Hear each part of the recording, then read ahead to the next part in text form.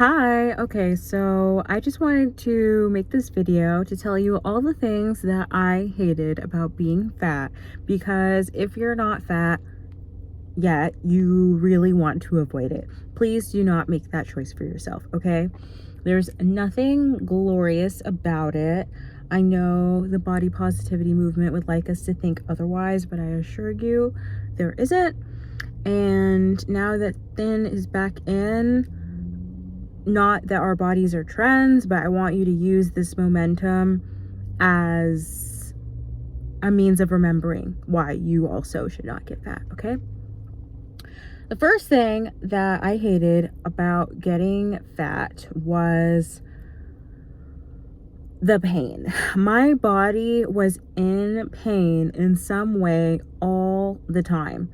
And pain is not just physical hurt, but also a response of your body telling you that something is off, right? So, like, God is so good because he made us with bodies that literally are made to be healthy, unless you are ill in some way and your body cannot function the way it was made to function. But the human body is so wonderful in that it wants to be healthy. Your body wants to maintain balance and homeostasis, and it tells you when it's out of sync. And my body let me know pretty loud and pretty clear that being fat was not for me, because I was always in pain. My lower back, I could barely stand and wash dishes for like more than like 2 to 3 dishes. Like, I was literally in pain standing for a short amount of time on hard floors without like shoes or any sort of cushion going on. My feet were working so hard. My ankles, guys, my girls, I need you to look up a human body skeleton. Okay, look up a skeleton and just remind yourself of what is under there. Okay, you only get one skeletal system. Okay, quite amazingly, it can hold a lot on top of it, but it is still under there. It's still under there, like that same frame. It's not like your bones. There's no such thing as big boned. I want to remind you of that, in case any of you guys were fed that lie growing up. My dad used to try to say that about me, and I just knew it wasn't true. Thankfully, I learned better, just from health. But no, there's no such thing as big boned. No, we're not big boned. You're not big boned. You might have eating issues running in your family like I do. Gluttony might be a, generational, not even a generational curse, but like a generational sin going on in your family like it is for mine. But that does not make you big boned, and that does not mean that you organically are fat. Like, you're not made to be fat. You're just not. And I know as Americans especially that it can be disheartening sometimes, because our culture tells us that we are made to be fat, like the size of our portions tell us we should be eating a lot of food. The convenience of, parking, valet, elevators and escalators, encourage us to move less sometimes, right? However, the truth of the matter is, the world doesn't care about you. The government doesn't care about you. All they care about is making money off of you. And so you are a means to an end for them. And they do not care about your health, because if you were healthy, how would they make money? That just doesn't really make any sense. The same way that if you were content with how you look, how would the beauty industry thrive? And how, would certain marketing tools be used to make you insecure so that you purchase XYZ products? So anyway, that's the first thing. I was constantly in pain. So yeah, anyway, the same skinny little ankle is my point. The same skinny little ankle that you see like on the skeletal system, there's only some muscles and cartilage holding all of that together. There's muscles, there's cartilage, and then there's fat. And you, to some extent, get to decide how much fat, okay? But don't do what I did and gain like 100 pounds that your body does not need on top of it to just make it harder to live your life. Like, there's literally nothing gratifying about it.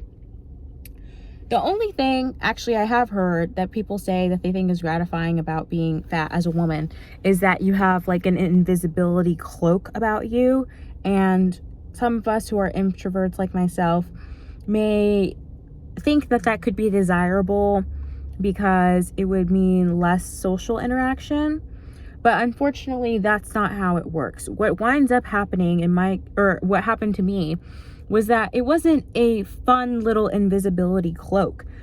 It was your personal agency to some extent being stripped away. What do I mean by that? I mean, you're a human, and being a human means that you matter. Like, just on the basis of you exist. God created you. He wants you here for a reason, and you are his creation. So you matter and you deserve respect just on the fact that you're breathing. Like, everybody just deserves respect for existing, right?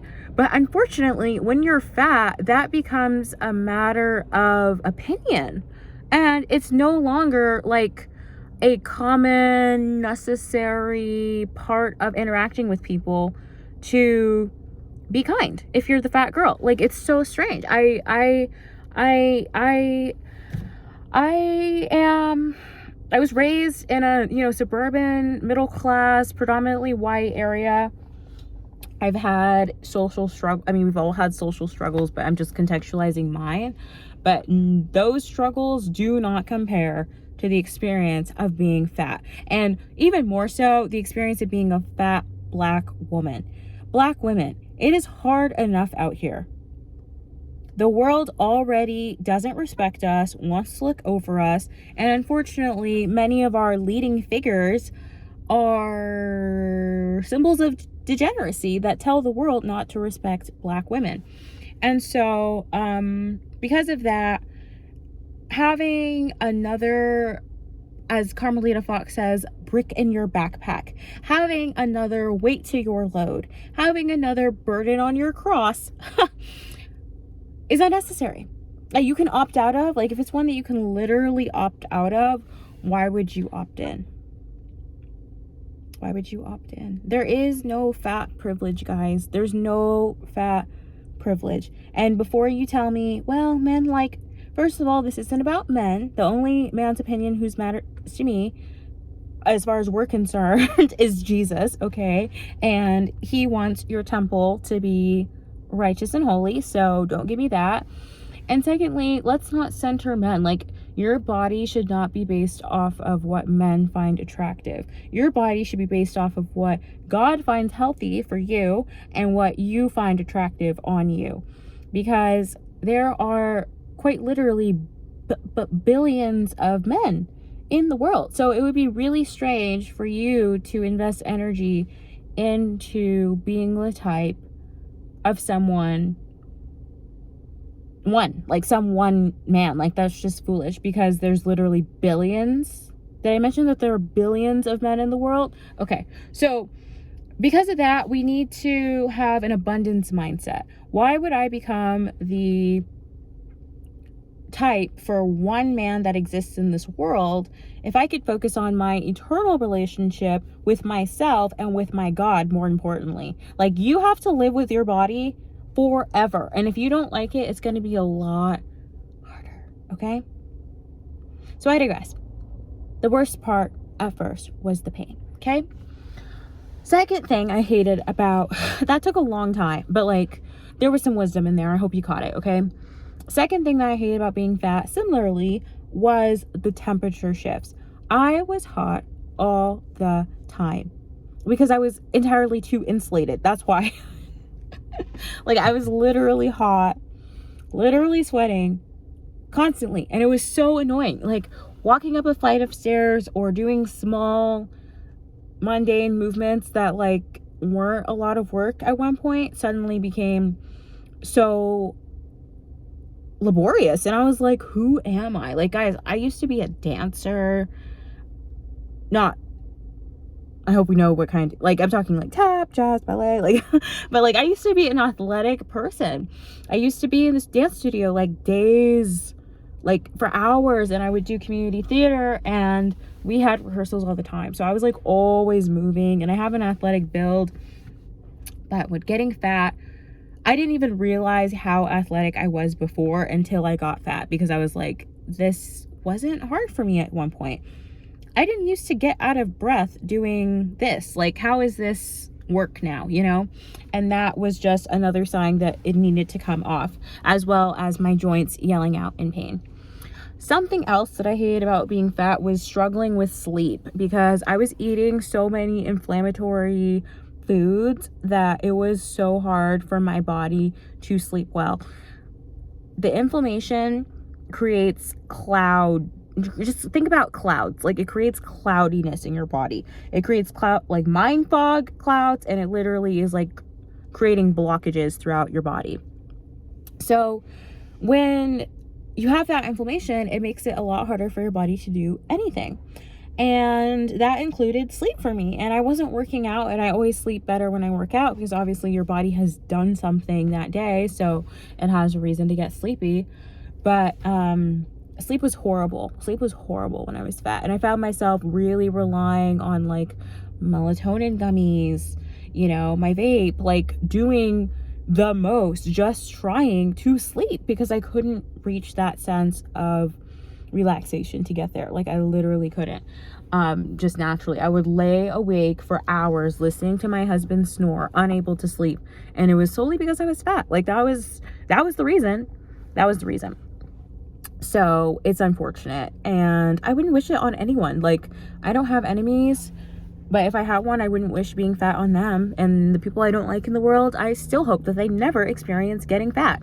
And I hope that people that are fat are convinced why they should be healthy, because something else that is limited when you're fat are your joys. I'm an adventurous person, and the amount of opportunities I passed up or just avoided in the past couple of years because of my weight being an issue is sad. It's sad. Like, nothing major, but different small ways that I would have put myself out there, I just didn't. Like, I felt myself socially receding, and I quite literally just couldn't do the things I wanted to do. Like snowboarding. When I tried snowboarding, my husband loves snowboarding, so I really want to get into it. And I was actually excited. Like, prior to even meeting my husband, I had wanted to go snowboarding at some point, because I just love the snow. And I'm like, if there's something I could actually do within that kind of weather, that would be a lot, better, right? So I go, and at this point, I'm not even like fat. Like, I'm not even like my fattest. I'm just like, I'm still obese on a BMI scale, but for myself, like my personal weight consistency, like fluctuation, I'm just like overweight for myself, right? Dude, snowboarding was so hard. Snowboarding was so hard. I could barely balance. I could barely move. Like, I was embarrassed of my body, and I couldn't use my body the way that I wanted to. Like, I was struggling to move the way I wanted to move, because there was simply too much fat on my body to be able to do what I wanted to do. And again, at this point, I was only about 20 pounds overweight.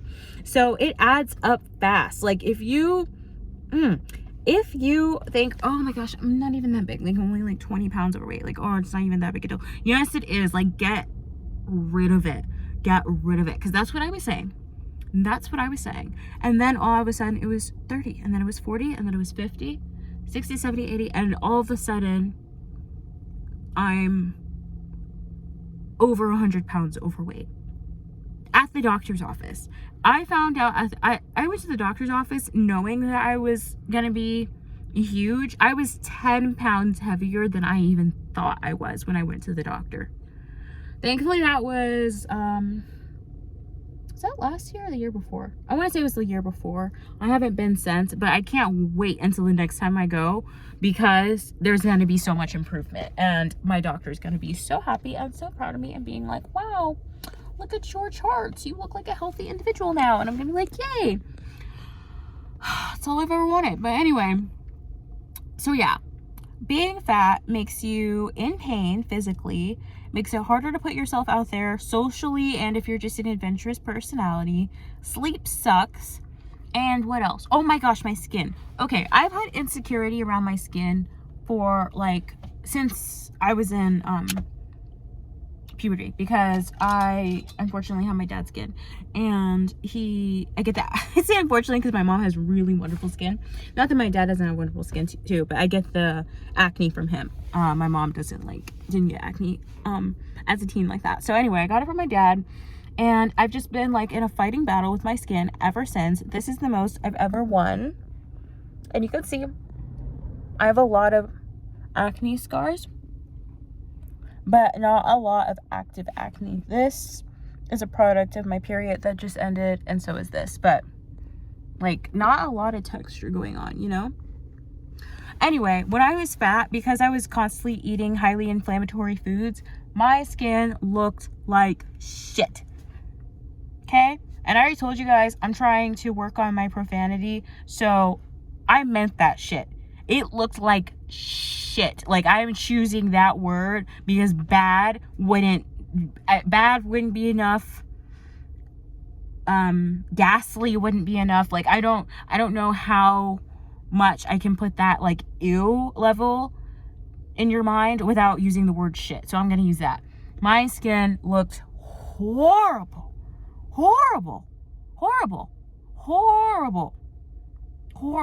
Constantly erupting, constantly inflamed, visibly irritated. It was just disgusting. It was gross. Like, it was gross. And I've seen people with bad acne before, and obviously you never respond that way to another person, but I understand their stories now. Like, those people that go on Accutane and they make a video about how being on it changes their life, I used to look at them and be like, it's not even that big a deal. But no, having acne that bad, I understand. Like, I understand how much it can impact your self-confidence now, because what I had when I was 14 is nothing compared to my skin when I was fat.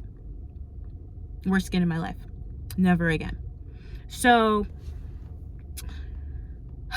there's more, and that's the sad part. Actually, it's not the sad part. It is the blessing. There is a never-ending list of reasons why you shouldn't get fat. If you can control it, don't. Okay? I can't give you a reason not to. Like, that invisibility cloak thing was the only thing that has ever made sense. Except if you live, I don't know, maybe in a really cold climate. I live in Cali, y'all. Like, I don't need the insulation at all. At all. So anyway, I still have about 30-40 pounds to go, and I already feel so much more tea. So if you needed motivation to get it going, I encourage you to do that. And if you needed motivation to stay skinny, here you go. I hope it was helpful. But yeah, being fat is a 0 out of 10 experience. The only thing I gained from it is social wisdom. And that was invaluable, but it's not worth it. Like, on a physical level, if you can avoid it, do. And I'm sure you can learn those social lessons while you're still skinny. How about that? Learn the lessons while you're still skinny, so that your time being fat isn't a learning period and you're just like, oh, let me just get that weight off real quick. I don't want it. Because my reality was being like screwed with so much when I was fat that I almost feel like my weight loss journey has been extended solely because I've needed time to process, like, as it's been happening, like, how bad it's been. I don't know if that makes sense. But there have been a lot of meditations that have come about as a product of my weight loss journey. And so, because we're almost to summer, I feel like a lot of us girls are thinking about it. So I want to be the one. I want to be the one to help you. I want to give you the motivation that you need, you know, because all of us, I don't know about you, but like, it's February, like, spring's coming, and through spring and summer especially, it really helps me to have like a go-to comfort creator for that kind of wisdom and motivation that I need to stay on it. And I hope I can be that for you. So that's my goal. But until then, those are all the reasons off the top of my head in under 20 minutes why you shouldn't get fat. So listen to me or don't. Love you.